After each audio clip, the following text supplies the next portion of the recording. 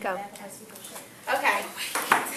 Today we are going to talk about helping our students become better adept in inferring, or what many educators call reading with meaning or reading beyond the lines. This topic was initiated through many conversations throughout the school year, as well as several I've had with you recently. I know Ms. Anderson, I had a couple with you, Ms. Peterson.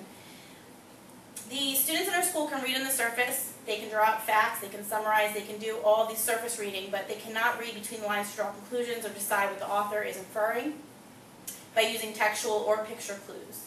So today I'm going to discuss exactly what inferring is, the difference between inferences and predictions, utilizing background knowledge to help our students, and strategies to accomplish these. Debbie Miller states in her book, Reading with Meaning, that inferring is the bedrock of comprehension, not only in reading, that we infer in many realms. Our life clicks along more smoothly if we can read the world as well as text. And research from the book Mosaic of Thought suggests that proficient readers use their prior knowledge or their schema and textual information to draw conclusions, make critical judgments, and form unique interpretations from text. Inferences may occur in the form of conclusions, predictions, or new ideas, and we as teachers can benefit from helping our students achieve these goals by giving them the foundation to infer while reading, and our students will then be considered effective readers who can comprehend any material given, including information outside their comfort zone and background knowledge. Okay, and you all have packets in front of you, so feel free to take notes, whatever you need to do, and you also have a bunch of little goodies in there too, a bunch of graphic organizers and things that we'll talk about throughout the presentation. So reading with meaning. Okay. Current research suggests that proficient readers use prior knowledge. Background knowledge is very important when it comes to inferring. Without the prior knowledge, then a student won't be able to infer because they have no idea what they're reading about. So we have to make critical judgments, use textual clues to draw conclusions, and we have to make sure that we're teaching them to use evidence from the text. They always have to support their answers. They can't just come up with some crazy idea in the sky and not be able to back it up with facts from the actual text. Inferences occur as conclusions, predictions, or new ideas. We'll discuss the differences. And inferring is reading faces, body language, expression, tone, and using your five senses to do all those things. Okay, here's just a fun little icebreaker that we're going to do.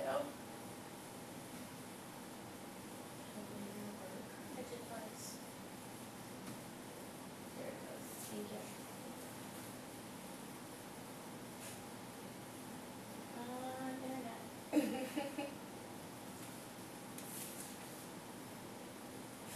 Of course.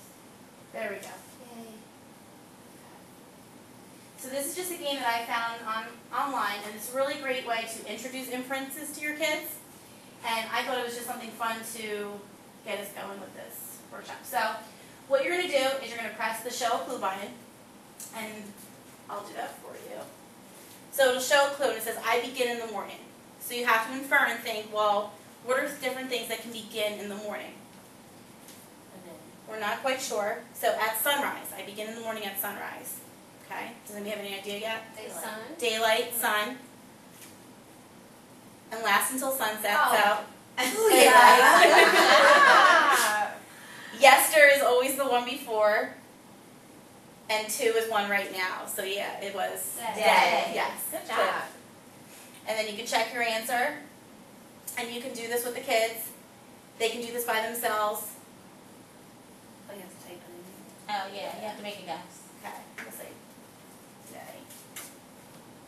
And Correct. try another riddle. And then you can go back and you can try another riddle.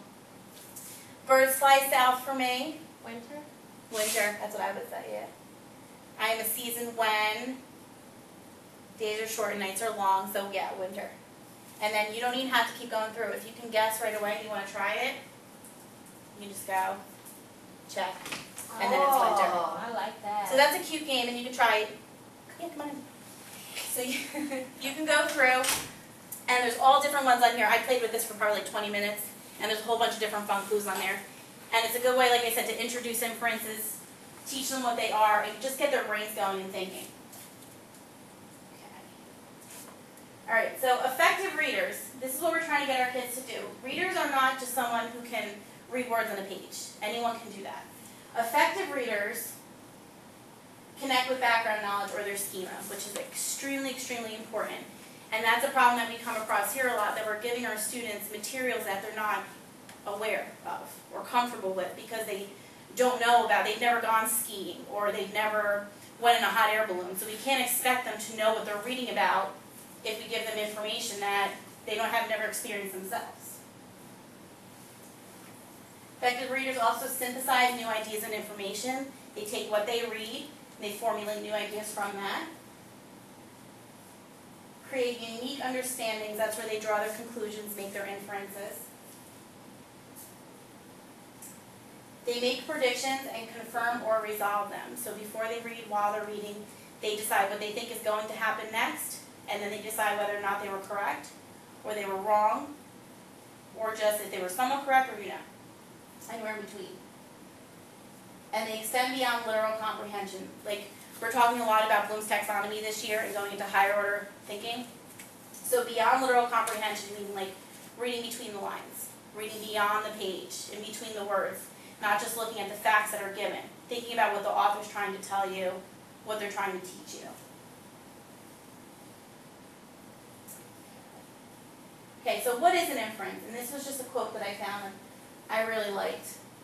Inferring is the bedrock of comprehension, not only in reading. We infer in many realms. Our life clicks along more smoothly if we can read the world as well as text. If our boss looks grumpy in the morning, it might or might not be the best day to ask for a raise. Inferring is about reading faces, reading body language, reading expressions, and reading tone as well as reading text. So we need to teach our kids that we can infer in every situation in life. We read faces, we read body language. When a student rolls their eyes at you, you know they're upset. So things like that. Okay. Now, background knowledge. This is vital for inferential thinking. This is what gets them going. This is how they can infer, because background knowledge plus their textual clues is how they infer and have inferential thinking.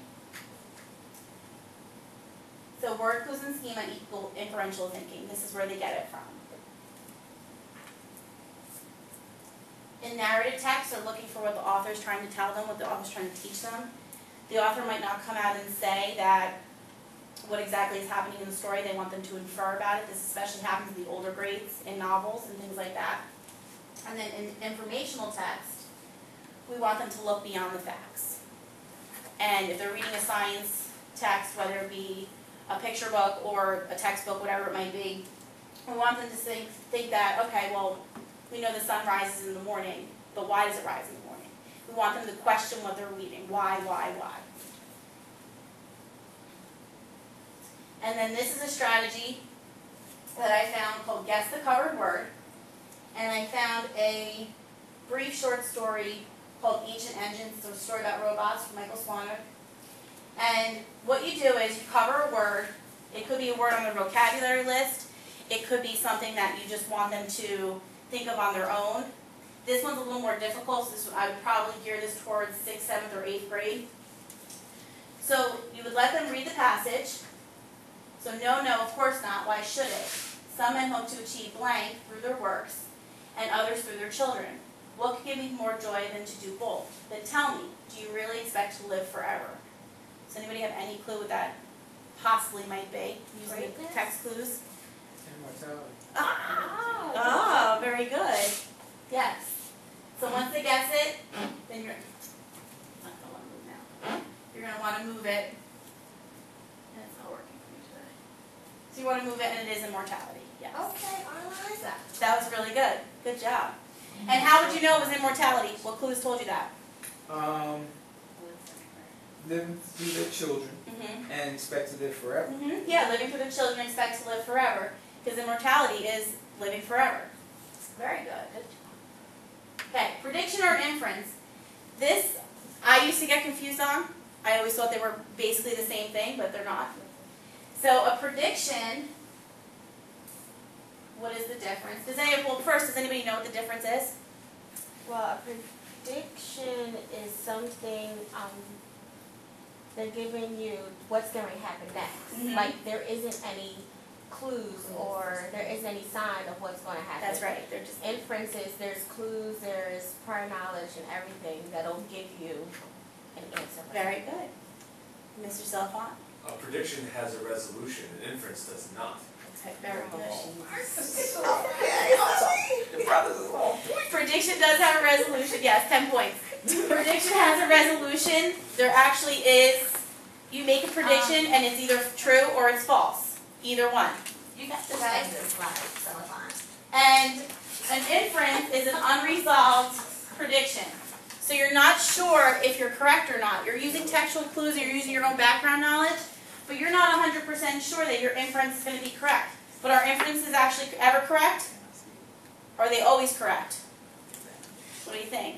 Ms. Peterson, do you think inferences are ever wrong? Yes. When are they wrong? When do you think they're wrong? Okay, the question was if an inference can be wrong. So sometimes if you use the clues from the text to infer, you could possibly be off. Yeah, you could be off and not using them correctly. Well, maybe if you had your prior knowledge is making you think it's one thing when if you didn't have the same experience, it's something else. Exactly. So everybody's going to have a different, everybody infers differently or thinks differently. Yes. You guys are a good audience. Good. Okay. Vocabulary. Inferring is especially important in vocabulary because we want kids and we want our students to be able to take a word that they're unfamiliar with or take a difficult word and use those textual clues or those context clues around it to help them solve the word and understand what they're reading. So some vocabulary strategies, you want to teach them to reread, go back and reread the passage or the sentence, pay attention to the words, underline or highlight those context clues that they think might have something to do with the definition of the word. Use pictures if relevant. Not all books have pictures, especially when it comes to the older grades when they're reading novels. Use their schema, their background knowledge to help them understand the word. Take your time, especially important because a lot of kids rush through. And think really, really hard. You want them really jumping outside the box and thinking outside the box, not just on the surface. Okay. So this one here, this is from We Beat the Streets. It's one of the 5th grade novels. Hey, Chuck. So Samson, George, and Remick looked at each other across the classroom and grinned. No one had given them such affirmation before. No one had ever given them permission to dream so large or to visualize the possibility of success. So I picked the word affirmation as the vocabulary word. And we want our students to infer what they think that might mean. So what do you think affirmation? If you were a student and you were reading this passage, what text clues would you take to help you understand the word affirmation? Permission to dream so large. Permission to dream so large. Yeah, definitely. Possibility of success. And then here is a chart that we can use to help them, or a graphic organizer. So we put the word in the left column, and then what we infer it means. So if you weren't sure what affirmation means, what do you think it might mean? Thinking about that passage you just read, thinking about maybe if you can break apart the word, like you see the word affirm, what do you think it might be? I think it's giving permission. Giving permission? Okay. So if I was doing this with a class, I would say giving permission. So giving permission. Bless you. Does anyone else have any ideas? Any other inferences? Yeah. Affirming something. Affirming something? Well, what would be affirming something? Because you can't use the word in the definition. What do you think? Giving permission? Saying yes. Yeah. Saying yes. Okay. Affirming. So giving permission, affirming, saying yes. Yeah. Good. And then we talked about from those text clues what helped us. Right. We said it was the possibility of success. We would fill that in here. And then saying Now I would